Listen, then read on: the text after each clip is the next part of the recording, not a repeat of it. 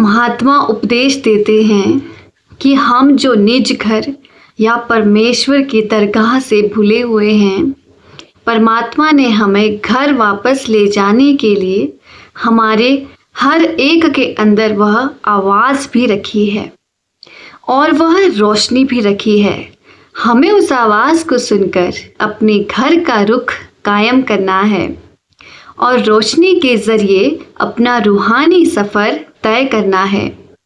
कबीर साहिब भी उसकी तरफ इशारा करते हैं, दीपक देखा गेब का बिन बाती बिन तेल। वह अगम की ज्योत हमारे सबके अंदर बगैर बत्ती और तेल के जल रही है।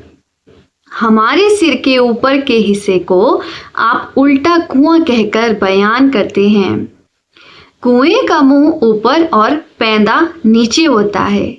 हमारे सिर का पैंदा ऊपर और मुंह नीचे की तरफ है, यानी उसकी बनावट कुएं से उल्टी है। आप फरमाते हैं कि जब हम 9 द्वारों से ख्याल को निकालकर आंखों के पीछे इकट्ठा करेंगे तो हम उस उल्टे कुएं के अंदर आ जाएंगे। उस जगह हर एक के अंदर एक ज्योत जल रही है। उस ज्योत को जलाने के लिए ना तो किसी बत्ती की ज़रूरत है और ना ही किसी तेल की। बाहर हम जितनी ज्योतें जलाते हैं उनको बत्ती और तेल की ज़रूरत होती है। अगर बत्ती ख़त्म हो जाए या तेल समाप्त हो जाए तो वे बुझ जाती है। लेकिन जिस ज्योत का पलटू साहिब जिक्र करते हैं वह ज्योत 24 घंटे हमारे सबके अंदर जल रही है। साल की 6 ऋतुएं होती हैं और 12 महीने। वह ज्योत हर ऋतु, हर महीने और हर वक्त हर मनुष्य के अंदर जल रही है। अगर हम अपनी तवज्जो 9 द्वारों से समेटकर आंखों के पीछे इकट्ठी कर लें तो हम द्वैत से निकलकर एकता में आ जाते हैं और उस ज्योत के दर्शन करने के काबिल हो जाते हैं। जब तक हमारी तवज्जो या ध्यान दोनों आंखों के द्वारा बाहर की ओर फैल रहा है, हम द्वैत में फंसे हुए हैं। जब ख्याल को समेटकर आंखों के पीछे इकट्ठा करते हैं तो हम एकता में आ जाते हैं। फिर हमें इस नुक्ते पर उस ज्योत के दर्शन होते हैं। हज़रत ईसा ने बाइबल में इसी का जिक्र किया है। आँख शरीर का उजाला है, इसलिए अगर तू एक आँख वाला हो जाए तो तेरा सारा शरीर प्रकाश से भर जाएगा। भाव है कि अगर तुम अंदर की आँख खोल लो और अपने ख्याल को तीसरे तिल पर एकाग्र कर लो तो तुम्हारा सारा शरीर प्रकाश से भर जाएगा। हर एक मनुष्य के अंदर वह ज्योत जल रही है। उस ज्योत के अंदर से एक बहुत मीठी और सुरीली आवाज़ निकल रही है। जो उस ज्योत के दर्शन करता है और उस वाणी की सुरीली आवाज़ को सुनता है, उसका दुनिया से मोह या प्यार निकल जाता है और मालिक से प्यार पैदा हो जाता है।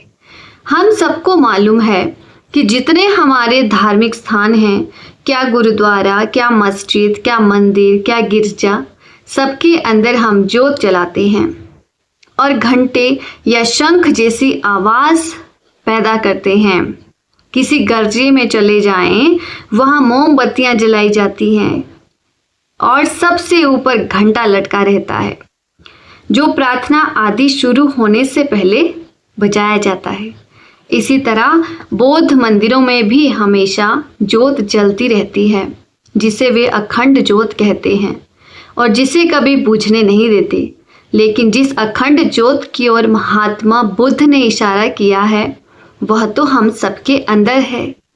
उनके मंदिरों में बिगुल वगैरह भी बजाए जाते हैं। जैनियों और हिंदुओं के मंदिरों में भी ज्योत जलाई जाती है और घंटे बजाए जाते हैं। इसी तरह गुरुद्वारे में आरती के समय ज्योत जलाई जाती है, घंटे, शंख, नगाड़े बजाए जाते हैं। मुसलमान भी मज़ारों पर रात को चिराग जलाते हैं। मौलवी ऊंची ऊंची आवाज़ में बांग देता है नकारा बजाता है। हमने कभी यह विचार नहीं किया होगा कि हर एक धार्मिक स्थान पर जोत क्यों जलाई जाती है, घंटा क्यों बजाया जाता है। असल में ऋषि मुनियों, संत महात्माओं, पीर पैगंबरों ने समझाया था कि हमारा शरीर ही सबसे बड़ा और असली गुरुद्वारा, मंदिर, मस्जिद या गिरजा है और इस शरीर के अंदर जोत जल रही है और शब्द की आवाज़ जो शुरू में घंटे और शंख जैसी सुनाई देती है हो रही है। लेकिन हम दुनिया के जीव ऐसे मालिक के भक्तों और प्यारों के जाने के बाद उनकी असली शिक्षा को भूल गए हैं और बहिर्मुखी हो गए हैं। राधा स्वामी जी।